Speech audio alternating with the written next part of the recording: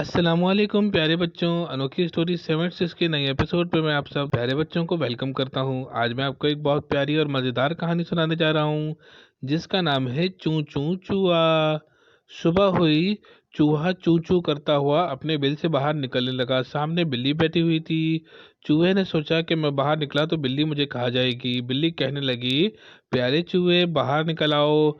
चूहे ने कहा, मैं बाहर नहीं आऊंगा, तुम मुझे खा जाओगी। बिल्ली ने कहा, अल्लाह ना करे, मैं तुम्हें क्यों खाऊंगी, मैं तो तुमसे दोस्ती बनाने आई हूँ। ये देखो मैं हाथ बढ़ाती हूँ, तुम आ जाओ।